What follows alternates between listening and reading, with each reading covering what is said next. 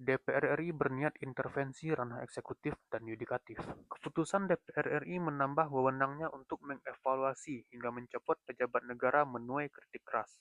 Kebijakan ini dinilai berpotensi mengganggu independensi lembaga negara hingga memberi DPR kekuatan yang berlebihan dalam ranah eksekutif dan yudikatif. DPR RI dalam rapat paripurna yang dipimpin Wakil Ketua DPR, Adis Kadir, menyetujui revisi Peraturan DPR Nomor 1 Tahun 2020 tentang Tata Tertib atau Tatip.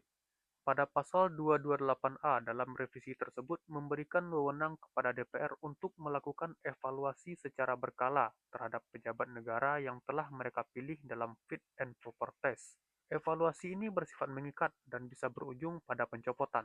Guru Besar Hukum Tata Negara Universitas Indonesia, Jimli Asidik, menilai langkah DPR ini berlebihan. Ia khawatir politisasi semakin mencengkram lembaga-lembaga independen seperti KPK, KPU, Bawaslu, Mahkamah Konstitusi, dan Mahkamah Agung. Dia mengucapkan, politik semakin menjadi panglima di segala bidang. Ini berbahaya bagi prinsip check and balance dalam sistem ketatanegaraan kita. Kekhawatiran ini bukan tanpa alasan. Sebelumnya DPR secara kontroversial tidak memperpanjang masa jabatan Hakim MK Aswanto karena putusan-putusannya yang seringkali menganulir undang-undang produk DPR. Di lain pihak, pakar hukum tata negara Universitas Mula Warman, Herdiansyah Hamzah, menilai revisi tatip ini hanyalah langkah DPR untuk memperkuat kendali politiknya terhadap lembaga negara. Tatip DPR bukan instrumen hukum untuk mencopot pejabat negara. Revisi ini hanya upaya menyandera pejabat agar tunduk pada kepentingan politik DPR. Kasarnya, siapa yang macam-macam dan berani mengulik-ulik kebusukan DPR akan disingkirkan.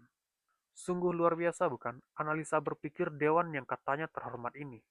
DPR sanggup mensahkan aturan halu di luar kewenangan dalam tempo yang sesingkat-singkatnya. Akan tetapi, hingga hari ini mereka tidak berani mensahkan rancangan undang-undang perampasan aset. Pertanyaannya kenapa? Karena rancangan undang-undang ini sedikit pun tidak memberi keuntungan pada mereka, bahkan lebih cenderung merugikan.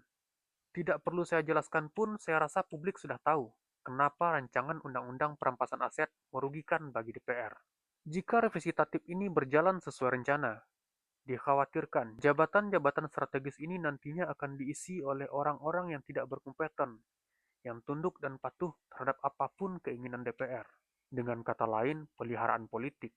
Lalu, apakah langkah ini benar-benar untuk kepentingan rakyat? Atau hanya upaya untuk memperkuat dominasi politik di ranah eksekutif dan yudikatif? Saya rasa masyarakat sudah tahu jawabannya.